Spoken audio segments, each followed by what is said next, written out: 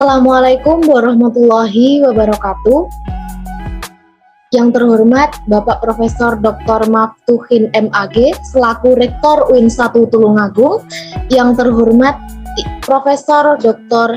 Hajah Binti Maunah MPDI selaku Dekan Fakultas Tarbiyah dan Ilmu Keguruan UIN 1 Tulungagung, yang terhormat DRA Siti Zumratul Maulida MPDI selaku Koor Prodi Tadris Bahasa Indonesia UIN Sayyid Ali Rahmatullah Tulungagung, yang saya hormati Kak Putri Nurwahyu Ningsih selaku Ketua Umum HMPS Tadris Bahasa Indonesia, dan yang saya hormati Kak Al-Fatih Rijal Pratama selaku pemateri pada Podka HMPS Tadris Bahasa Indonesia UIN 1 Tulungagung, serta yang saya banggakan teman-teman mahasiswa sekalian. Pertama-tama, marilah kita panjatkan puji syukur kehadirat Allah Subhanahu wa Ta'ala karena telah memberikan rahmat, kesehatan, dan keselamatan sehingga kita dapat bertemu di kesempatan hari ini dalam acara podcast. Tak lupa kita sampaikan sholawat dan salam kepada junjungan kita Nabi Agung Muhammad SAW. Pepatah mengatakan, tak kenal maka tak sayang. Jadi izinkan saya untuk memperkenalkan diri. Perkenalkan, saya Oktavie Rahmatul Israah. Pada kesempatan kali ini, saya bertugas sebagai moderator pada acara podcast dengan tema Motivasi Belajar dalam Situasi Pandemi. Selanjutnya, saya akan membacakan CV dari pemateri. Pemateri kita pada hari ini yakni Kak Al-Fatih Rijal Pratama, lahir di Tulungagung 19 April tahun 2000. Kak Rijal beralamat di Desa Banguan, Kecamatan Kedungwaru, Kabupaten Tulungagung, Jawa Timur. Beliau berasal dari Tadris Bahasa Indonesia. Untuk nomor telepon yang bisa dihubungi yakni 082 231 823 511. Untuk alamat emailnya yakni rijalpratama@gmail.com. Beliau memiliki pengalaman organisasi diantaranya menjadi CO Pendidikan Literasi dan Penelitian Himpunan Jurusan Tadris Bahasa Indonesia, CO LSO Jurnalistik PMII Avicenna, CO Urupadia Regional Tulungagung, dan anggota komunitas kabar. Riwayat pendidikannya yakni SDN 1 Gendingan, SMPN 1 Kedungwaru, dan SMAN 1 Karangrejo. Kak Rijal memiliki beberapa karya, diantaranya yakni puisi berjudul Lingkaran Harapan pada buku Antologi Puisi Kicauan Harapan, puisi berjudul Rintik-Rintik di Balik Jendela pada buku Antologi Puisi Logopi Nadir, dan cerpen berjudul Yang Tak Terduga pada buku Antologi Cerpen Enigma Alam. Baik, langsung saja untuk mengefektifkan waktu kepada Kak Rijal, saya persilakan untuk menyampaikan materinya.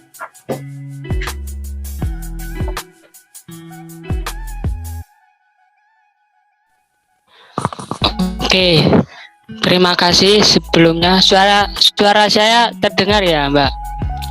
Terdengar, Kak. Halo. Oke, terima kasih sebelumnya kepada HMPS ya yang telah memberikan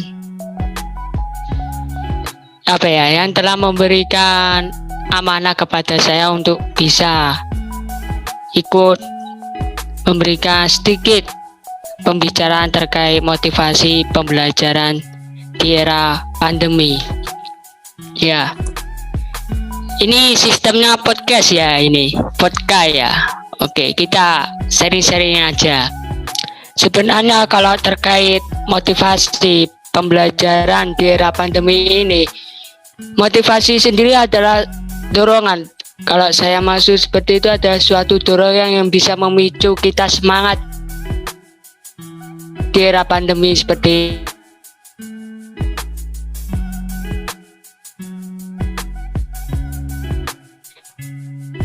tahu ada beberapa faktor yang mempengaruhi motivasi pada diri kita. Yang pertama adalah faktor internal, yang kedua adalah eksternal. Nah, ini saya akan membahas terkait faktor internal. Faktor internal itu ada dalam diri kita. Bagaimana kita bisa semangat atau bisa tetap membuat suatu karya-karya di kondisi seperti saat ini, seperti pandemi serba offline online, bagaimana kita bisa mengaturnya, ya seperti itu. Ya, gini, kita kan sebagai manusia tunggal, harusnya hakikatnya kita itu harus bisa mengetahui jati diri kita sendiri, kekurangan kita, terutama kelebihan kita, dan peluang-peluang apa saja ketika di era pandemi seperti ini. Kita harus paham. Nah, caranya itu paham bagaimana? Karena begini, kita sebagai seorang manusia ya, manusia tunggal, itu hakikatnya juga harus mengerti tentang diri kita sendiri. Nah, cara memotivasi diri kita sendiri agar bisa tetap semangat dalam belajar, jangan isi dalam diri kita itu seperti kita mengisi air di dalam bencana, tapi buatlah seperti api untuk dinyalakan. Nah, diri kita itu seperti itu. Jadi kita harus paham seperti api yang dinyalakan. Nah, terus bagaimana cara kita agar bisa semangat dalam belajar? Kita harus tahu kondisi. Ini saya menjelaskan terkait faktor internal ya, faktor terkait dalam diri kita ya. Kita harus mengetahui karena manusia individu, setiap individu itu memiliki karakteristik yang berbeda-beda. Tentu saya pun juga, Mbak Gandes ya juga. Nah, itu seperti ini. Kita harus pahami dulu diri kita. Ketika kita mau belajar, kita harus paham posisi kita, kondisi kita itu bagaimana. Lah, dalam pemain diri kita itu kan seperti pasang surut air laut. Kadang kita pasang, kadang kita surut. Nah, ketika kita dalam kondisi surut ini, kita mau ngapain biar bisa semangat belajar? Biasanya, kalau saya dalam kondisi surut-surutnya, saya itu mencoba membaca buku, entah itu buku sastra atau buku apapun, atau buku-buku motivasi terkait sebuah seni bersikap bodo amat atau buku apa. Ketika kondisi saya surut atau lagi enggak mood, biasanya anak-anak dalam sekarang kita isi hal-hal yang positif yang bisa mempengaruhi diri kita, seperti mengikuti diskusi di organisasi, di AMJ atau di luar-luar, kan banyak sekali kan. Kondisi surut ini kita harus mengetahuinya juga. Kapan kondisi ini bisa menjadi pasang? Lah, setelah kondisi ini bisa menjadi pasang, kita harus bisa berbuat apa? Peluang apa yang saat kondisi kita menjadi pasang? Biasanya kalau orang sudah pasang, sudah semangat-semangatnya itu ya kita kebut langsung belajarnya. Contoh, ketika kita kondisi mulai pasang, cobalah setelah membaca atau apapun, cobalah menulis. Nah, seperti itu. Pahami dulu karakteristik setiap diri kita masing-masing. Ya, seperti ungkapan, kalau nggak salah Farudin Faiz itu pernah bilang seperti ini. Kalau ingin menguasai dunia, jalannya ya belajar.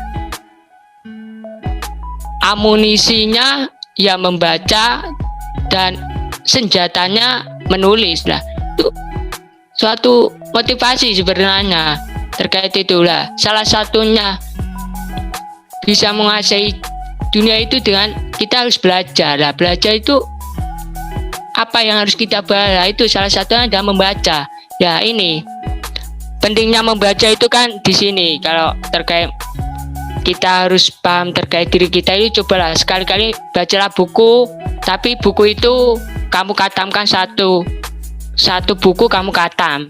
Mungkin dari situ kamu akan paham maksudnya apa yang ada di buku tersebut. Itu barangkali bisa mengunggah dirimu, bisa mengunggah kamu termotivasi. Nah, seperti itu. Itu faktor dari internal tadi. Ya, bisa kedengaran ya, jelas ya, Mbak? Jelas, Kak. Oke. Nah, saya lanjut ke faktor eksternal. Nah, faktor eksternal ini kalau dalam bukunya Ki Ageng Surya Mentaram ya, itu ada kata tepo sariro. Tepo sariro itu tentang memahami perasaan orang lain. Nah, di sini juga penting dalam motivasi pada diri kita agar bisa semangat dalam belajar. Kita harus menemukan sosok-sosok teman. Kalau sekarang best friend, bestie ya, betul ya Mbak ya. Ya, kita harus menemukan teman yang bisa menggugah kita dalam semangat belajar. Tentu lingkungan-lingkungan kita juga mempengaruhi. Contoh ketika kita mengikuti diskusi pun itu akan mempengaruhi kita dalam semangat belajar.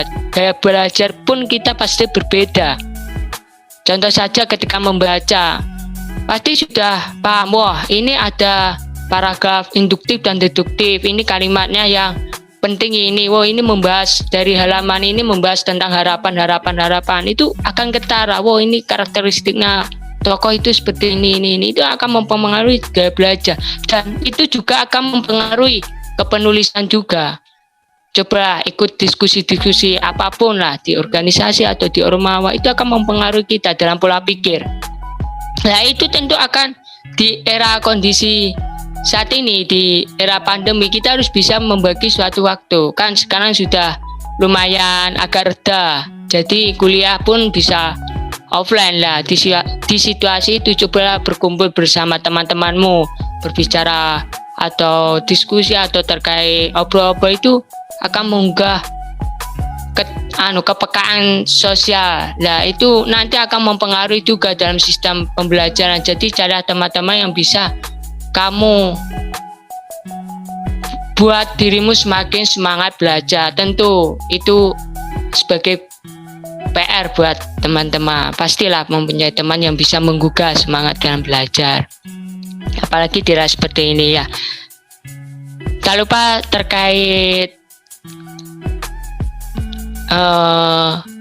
eksternal, motivasi ya. Kalau eksternal kan luar, terkait kondisi lingkungan pun. Contoh peran guru pun juga mempengaruhi. Salah satunya ya yang mempengaruhi selama ini pola pemikiran saya adalah guru dosen pengampu sastra. Mungkin semuanya sudah tahu lah. Nah, beliau dalam pembelajarannya itu sangat menggugah sebenarnya, sangat menggugah mahasiswa agar giat dalam membaca sastra. Beliau pernah mengatakan, bacalah buku dengan rasa, bacalah sastra, engkau imajinasimu itu akan berkembang, nalurimu akan hidup, hatimu akan peka terhadap sesuatu, terhadap permasalahan atau persoalan ya. Memang realitanya itu juga seperti itu. Ya, ini ada PPT-nya ya. Oke. Ya ini kan ada dua, internal dan eksternal. Oke Mbak, coba lanjut. Nah ini yang saya bicarakan tadi terkait pemuas dan pemeliharaan, tidak terlepas apa yang saya sampaikan. Nah kita lanjut ke eksternal. Tadi itu terkait membaca dengan rasa. Terus tadi saya bilang terkait tentang itu membaca sastra itu akan mempengaruhi imajinasimu, akan mempengaruhi akan mempengaruhi nalurimu akan mulai tumbuh, terus rasamu akan pegal. Dari salah satu api yang dinyalakan pada diri seseorang itu ya seperti beliau. Dalam motivasi pembelajarannya itu sangat keren sekali. Itu akan mempengaruhi kita juga. Kalau kita sadar, tentu kita harusnya sadar kalau ketika beliau mengucapkan apapun itu pasti memiliki efek. Itu salah satu peran dari ini, salah satu faktor eksternal ya, salah satu faktor eksternal yang mempengaruhi motivasi dalam pembelajaran ya itu tadi. Oke. Terus yang teman tadi ya, bestie itu ya, best friend itu juga bahkan mempengaruhi kita dalam proses pembelajaran. Contoh sederhana di kampus saja, di kampus kita kan pasti tidak terlepas terkait mengerjakan tugas, terus terkait tulis menulis. Lah, carilah suatu teman yang bisa menggugahmu dalam berpikir, dalam mengungkapkan apapun itu lewat tulisan itu. Carilah, coba kan di jurusan kita pun itu kan tidak terlepas dari terkait menulis, terkait membaca, yaitu apalagi membaca itu sangat penting. Coba cari, itu sangat penting sekali membaca itu. Apalagi jurusan kita tadris bahasa Indonesia, masa nggak ada mahasiswa yang pernah membaca atau khatam buku apa itu, buku sastra-sastra. Ya harusnya kita harus khatam lah buku terkait sastra-sastra angkatan balai pustaka. Itu akan mempengaruhi jiwamu sebenarnya, akan mempengaruhi jiwa kita dalam semangat belajar. Di sana akan ada sesuatu, tokoh-tokoh, kondisi-kondisi ekonomi atau apa, itu akan merubah sekali kalau saya baca-baca. Ya, itu saja terkait faktor yang mempengaruhi motivasi. Terus kita lanjut ke tujuan. Sebenarnya tujuan motivasi itu untuk mendorong kita agar lebih semangat. Ya, tentunya dalam belajar kan, untuk bisa mencapai kesuksesan apa yang kita inginkan itu. Ya, di sini saya mau mengatakan ya,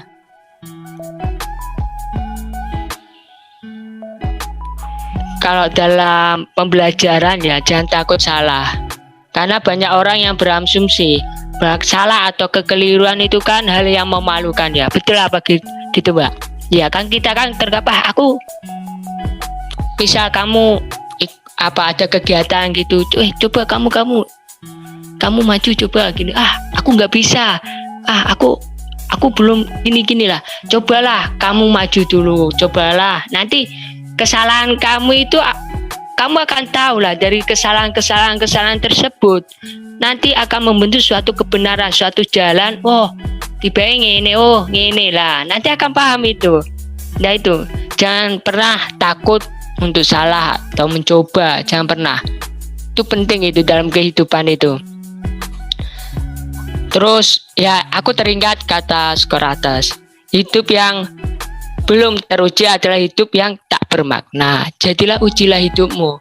Kalau sekarang itu yang lebih ramai itu perkataan Mata Najwa. Ya, hidup yang tidak dipertaruhkan tidak akan dimenangkan. Ya, seperti itu terkait tujuannya. Oke, saya kembalikan ke moderator. Baik Kak, mohon maaf izin bertanya. Oke. Dalam menghadapi gempuran pandemi pada saat ini, tentu banyak yang mulai merasa lelah atau bosan dengan sistem belajar daring yang diberikan oleh guru atau dosen. Nah, menurut Kakak, bagaimana cara meningkatkan mutu semangat belajar dalam situasi pandemi seperti saat ini? Ya, kalau ya kita ingin begini, di era pandemi seperti ini kan kita sering dikirimi makalah kan, betul kan Mbak? Ya, agar kita semangatnya itu bagaimana? Ya kita di era pandemi seperti ini, coba kita nikmati.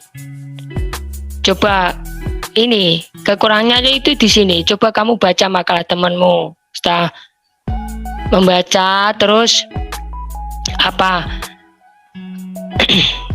itu kamu carikan, biasanya ada menambahkan seperti itu akan memicu suatu semangatmu. Nah, dari ini kan biasanya teman-teman kan lagi malas kuliah lagi ini ya, bagaimana kita bisa semangat? Ya itu tergantung karakteristik dari seseorang masing-masing. Itu seperti yang saya bilang tadi, kondisi manusia, individu. Hakikatnya kalau kita sudah memahami diri kita, kita akan tahu mana kondisi kita pasang, mana kondisi kita suruh. Ketika kondisi kita pasang, ya udah debat aja di daring itu. Ketika waktu kuliah, kalau kondisi kita pasang, kita nikmati dulu. Ini kita harus pahami ketika kondisi kita pasang, lagi kondisi suruh-suruhnya, lagi mungkin kan tidak bisa dipungkiri dalam pembelajaran daring.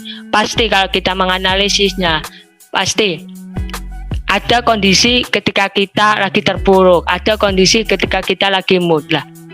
Itu caranya bagaimana? Kita ikuti dulu kuliahnya ya, kondisinya kita aluri. Ketika kita sudah mencapai suatu kondisi kan tidak bisa dipungkiri, ketika surut pun kita juga sakit lah. Untuk mengisi kekurangan kita, cobalah membaca. Lah itu pentingnya di sini, membaca. Karena apa? Ketika kita membaca buku atau membaca apapun itu secara tidak langsung, seperti materi-materi yang dikirimkan maka teman-teman coba baca, coba nikmatilah membaca pakai rasa. Kamu akan paham ini sebenarnya kan ya saya sendiri pun kadang juga nggak membaca, tapi saya berusaha untuk apa yang teman-teman kirim seperti makalah saya baca itu karena saya mengapresiasi karya mereka, karena emang kalau nggak baca mereka buat susah-susah juga lembur gitu ya, saya baca karena isinya pun juga menarik, banyak ilmunya ya. Di situ ketika kita paham akan suatu kondisi itu akan membuat kita makin tahu ya, seperti itu. Baik, terima kasih Kak atas penjelasannya. Terus menurut Kakak, sepenting apa sih pengaruh menumbuhkan motivasi dalam diri? Menumbuhkan motivasi dalam diri itu sangat mempengaruhi. Kita harus bisa memotivasi diri kita sendiri agar bisa kita tetap semangat melakukan apapun lah.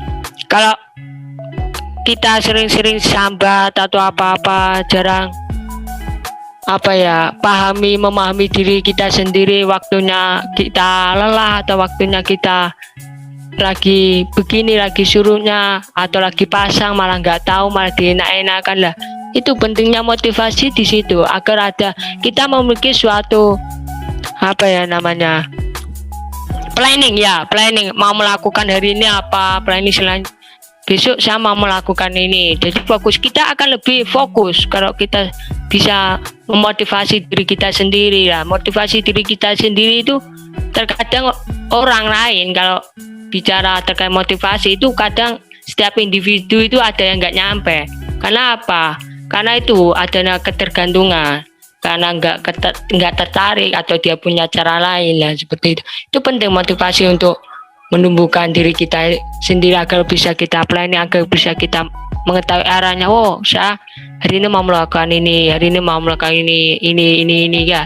Itu bisa terplanning ya, seperti itu. Selanjutnya, kata-kata motivasi untuk meningkatkan semangat belajar dong Kak. Kata-kata motivasi untuk meningkatkan semangat belajar ya. Ya.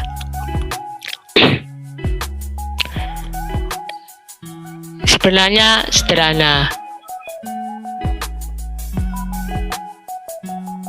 Pahamilah dirimu sendiri, ya kan? Pahamilah hakikat dari dirimu sendiri dan janganlah